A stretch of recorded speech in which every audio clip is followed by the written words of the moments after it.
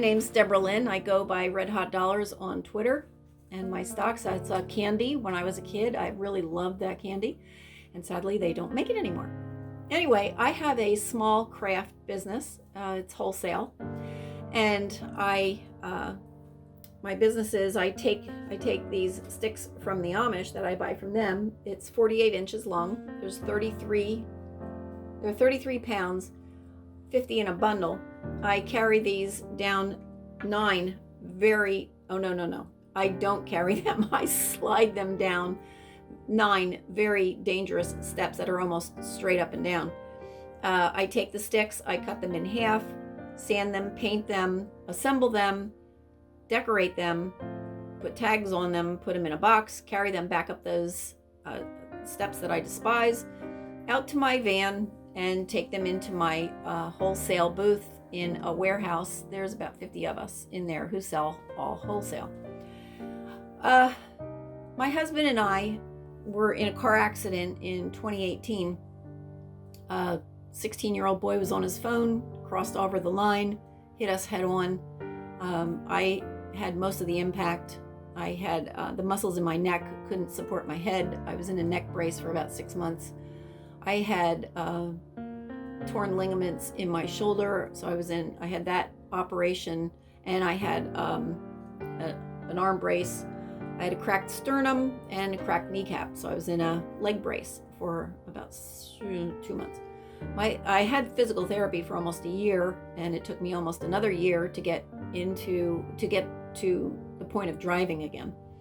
My husband had about 3 months of physical therapy, and he was okay. He was okay then. Anyway, we were working on our business, and my husband would bring me things to work on upstairs. And while I was just sitting there doing nothing, he encouraged me to get into stocks, which I did. And we were doing really well. We were at the point where we wanted to sell our business and go play with our grandkids. And that was the goal. And just continue to do stocks and get rid of the business. We were going to sell it. The business is worth, with all my inventory and everything and I have, is worth probably about $40,000.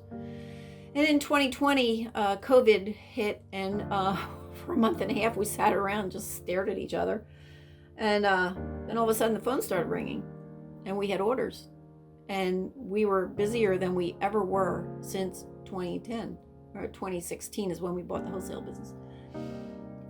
People were bored and they wanted to shop, and the only way they could do that was online with shipping. So their retail stores would ship our products to them. It was great. We were making lots of money, and we were getting ready to sell the business. The early part of 2021, my husband got sick. We couldn't understand what was wrong with him. We went to the doctor, found out he had a very aggressive, rare form of kidney cancer. So for 8 months, I was driving him to the cancer center in Philadelphia.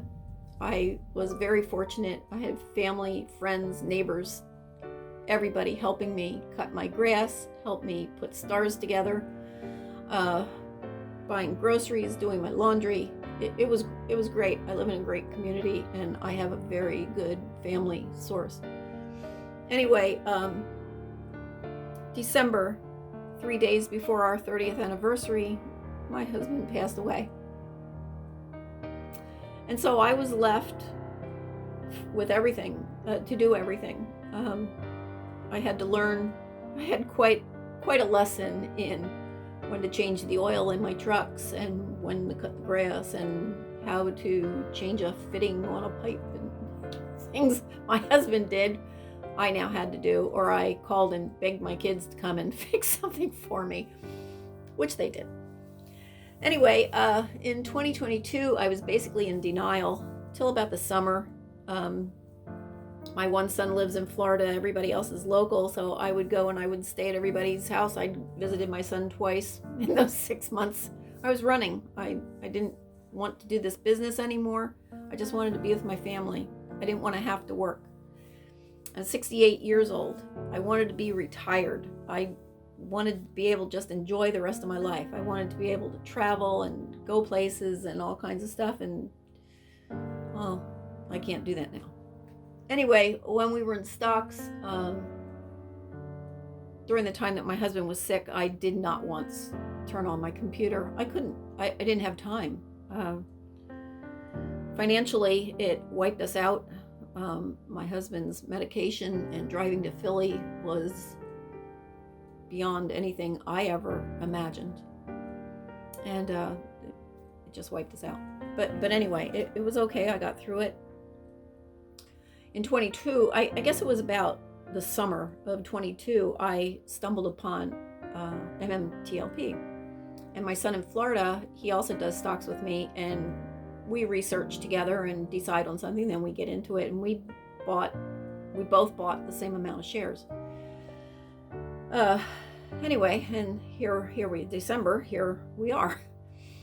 I homeschooled some of my kids. We sent some of our kids to Christian school, and some went to college, and some were in the Army.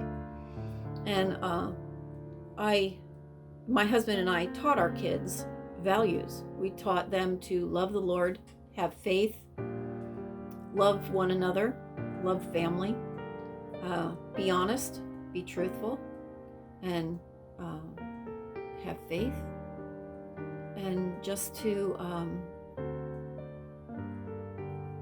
be good citizens. And I do have very successful, very caring, very, very wonderful family. My kids are great. Anyway, when this all happened in December, it was the anniversary of my husband's passing. It was a really hard time. My kids all understood what was happening with MMTLP, and they were all it was hard for them to understand. It was hard for me to admit to my kids the depth of the dishonesty and lying and cheating and stealing that goes on in our country, that goes on with people who have money that they don't need any more money. It was just really hard for me to explain to them to still have faith, to still trust in people.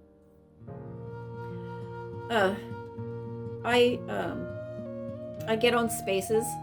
I don't speak because I'm a smart person, but I don't feel I know much about the stocks, or I don't know much about everything that goes on. I listen to other people, and they're all so smart, and they all know what's going on. And I wish I could have gone to Washington.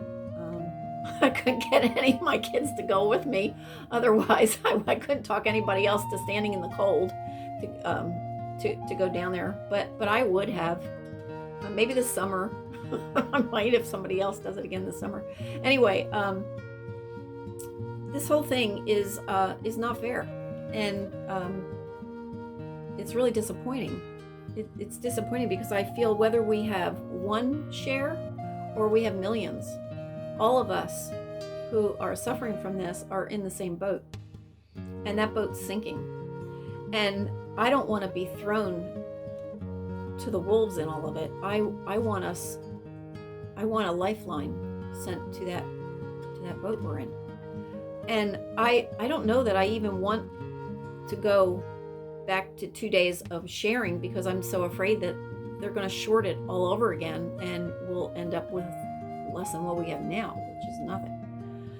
And so I really would like a cash settlement, one that'll knock my socks off. And I just want people at the top, whoever is making that decision, to just, for crying out loud, just be honest. Just do what's right. Be fair. Don't lie anymore. Just be honest.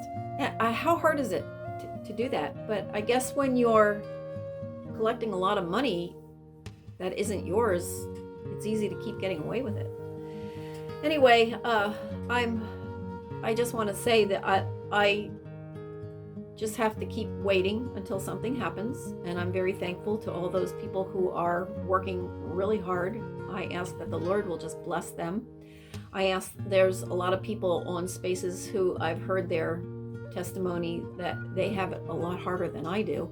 I mean, I have it hard, but they have it really hard, and they have kids that are depending on them, and houses, and so many financial problems, all because of this, that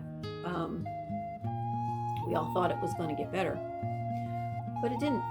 So anyway, I need to go. I need to go upstairs, and I need to put on my work clothes. I need to come downstairs, and I need to get to work. And at 68 years old, I have had enough of this. I would like the rest of my life to be fun and go enjoy the time with my kids and with my grandkids. And so I just pray for everybody on Spaces. I love you all. I don't speak on there because I don't know enough, but just know that I'm sitting in the background and praying for each and every one of you. I love you all.